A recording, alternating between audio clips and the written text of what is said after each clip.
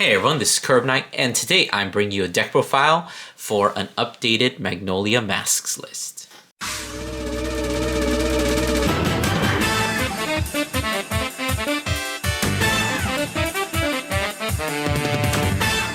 So those of you who are fans of the channel will know that I am a huge fan of Magnolia, Elder specifically. Super excited for the new form.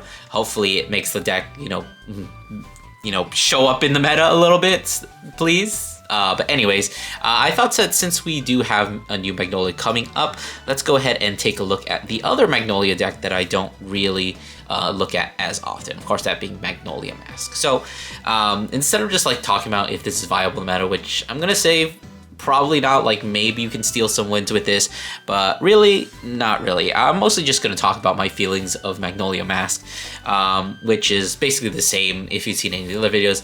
I don't like this deck because it's very straightforward. It feels like you're fighting against the deck more so than you're fighting against your opponent.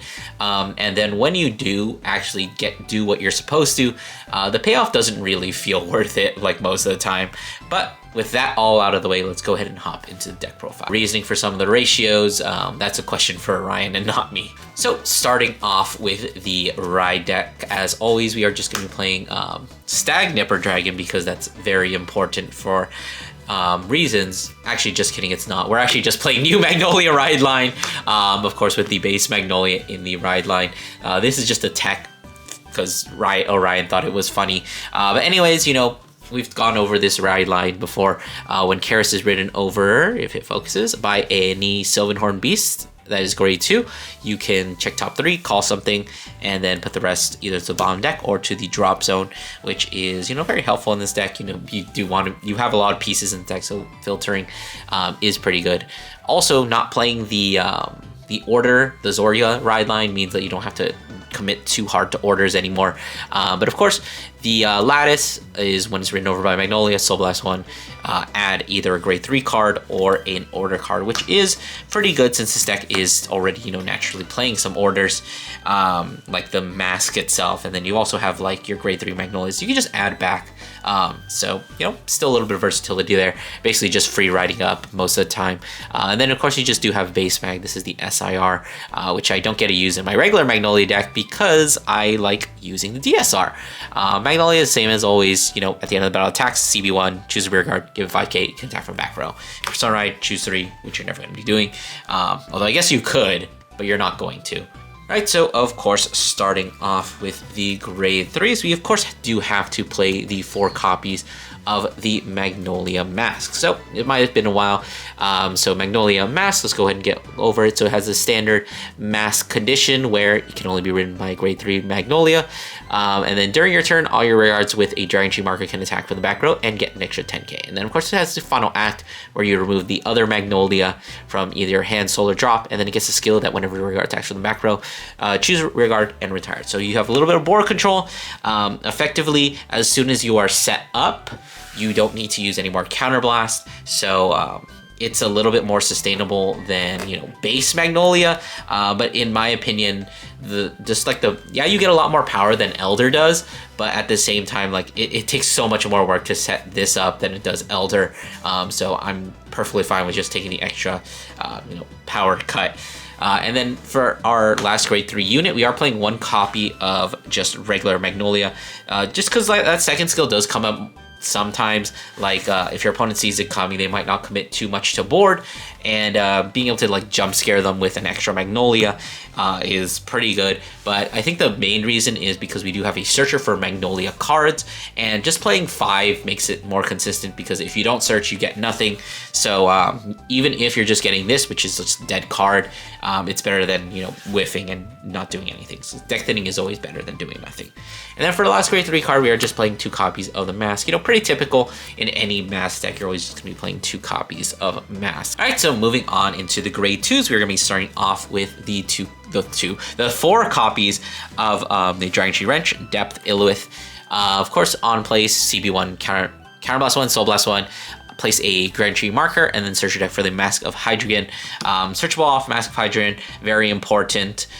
Probably like your most important piece to like generate markers, because it does help you also get the Magnolia out of Soul and put your cards I don't even know what I'm saying. Use your resources, whatever. But moving on from that, we do actually have 4 copies of the Maleva, which is a promo and probably the best promo for this deck. It's an overall solid card. So it only works if you have Magnolia Mask on your Vanguard, otherwise it is just a vanilla. But while you do have Magnolia Masks, when it gets placed on rear, you can Soul Blast 1 to give it 5k, and then if you did not countercharge, you can countercharge 1. And then the other skill is when it intercepts from the back row, it gains 5k for each of your Dragon Tree markers, and it does have the ability to give itself intercept from the back row, because unlike Elder, you don't inherently have access to it. So this is basically just what makes the deck pretty bulky, and it is honestly just like a really big crutch. Another reason why I don't like this deck is you have to play this at 4.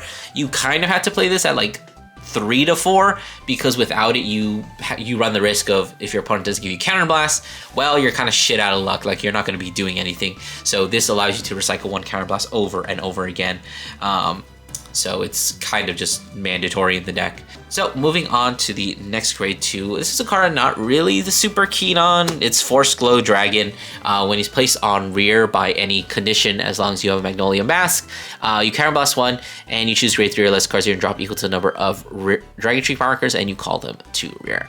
And then when he attacks, your Vanguard Magnolia does get an extra 5k. So this is a very overall solid card. It's really great. Like any card that says CB1 revive 2 or 3 from drop is gonna be insane. But my biggest problem with this card is that if you think about it, the amount of work you have to put in order to actually get to those 2 to 3 revivals is a lot. Like you have to spend 2 counterblasts and a 3rd counterblast just to get 2 things back. And unless you're playing against something that has a lot of retire, or you see a lot of melees, and you're intercepting your things away, it can be hard to just like clear your board. So a lot of times you're just gonna be overcalling with him. But you know, at the end of the day, he's an okay-ish card. He also doesn't gain any power, which is like kind of annoying. So he's just like a 25k on a Dragon Tree marker, or just like 20k in the front row under Persona Rai. So just a lot of things that I don't really like about him. But finishing up with our last grade 2s, we have the 4 copies of yet another promo, the Hulapoi Lilikoi, who is, since I did the last Magnolia profile, I've learned he's not an apple, he's not a cherry, he is actually a passion fruit. Yeah, we looked it up. If you look it up, a Lilikoi is like the Hawaiian name for a passion fruit. So fun fact for you there. But anyways, he has, let's go over his second skill. He is basically just a 10k intercept that intercepts by retiring himself, which actually does have a lot of funny interactions, especially against Varga. But that aside, his main skill is that when he's placed on rear other than during the battle phase, as long as you have a Sylvan Beast, you can EV3 and perform one of the following. So you can either revive a Sylvan Beast, but if you are specifically on Magnolia Masks, you can also revive any Dragon Tree. So this card kind of has the same problem as Force Glow, where he's not really a strong attacker on his own. I do have that same problem with him in Magnolia Elder, where he doesn't really do a lot. He's definitely a lot more of a defensive card, kind of in the same vein as this. So this kind of makes this deck a little bit more bulky. Unfortunately, I don't think it's like bulky enough, but still, you know, an efficient way to actually use your energy. But like I said, my one downside for him is that he's not very good at attacking, even with like an extra 15k buff.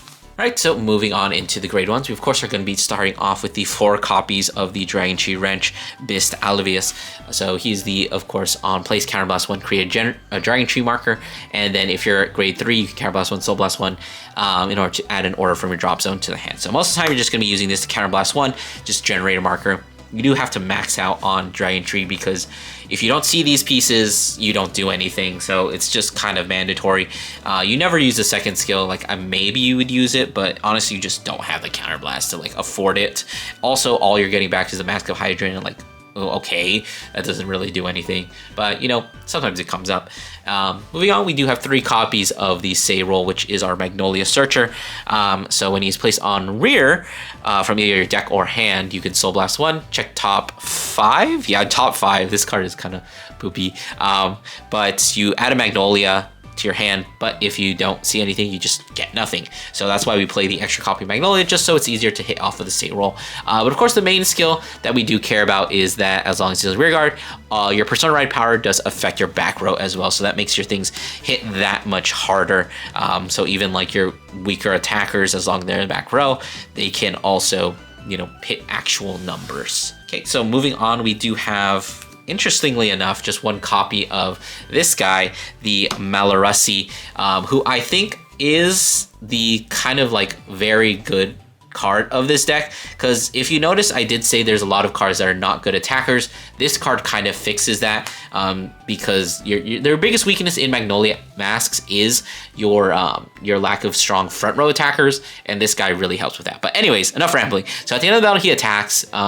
You can EB3, as long as you're on Magnolia. You can stand him, but he cannot attack for the rest of the turn. So you put him on a Dragon Tree marker. Hopefully you Persona Road, so he's sitting at plus 25. That puts him at 33, so he can swing in for 33, uses EB3, and then now he is a 33k boost. So in front of any grade 2, even one that doesn't gain power, that's 20k base plus 33, that makes 53. So you actually have a decent number there.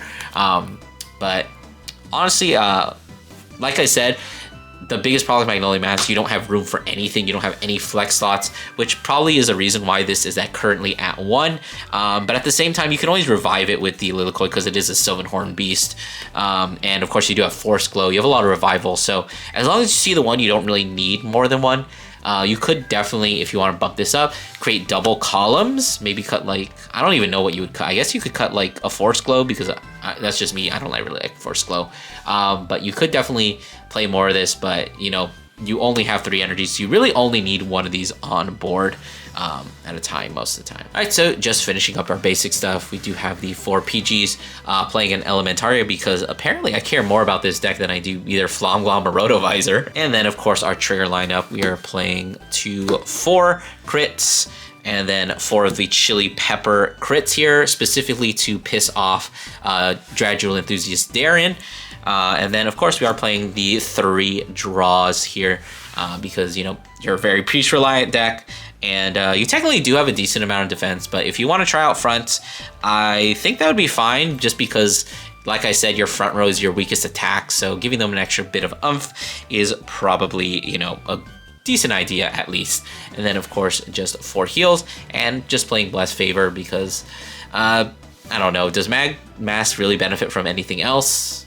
Maybe, but you could always try out the different OT, but Blessed Favor is just the kind of golden standard at this point. All right, so that's gonna do it for the deck profile. I hope you guys enjoyed. Don't forget to do all those YouTube things, like, comment, subscribe, and I'll see you guys in the next one.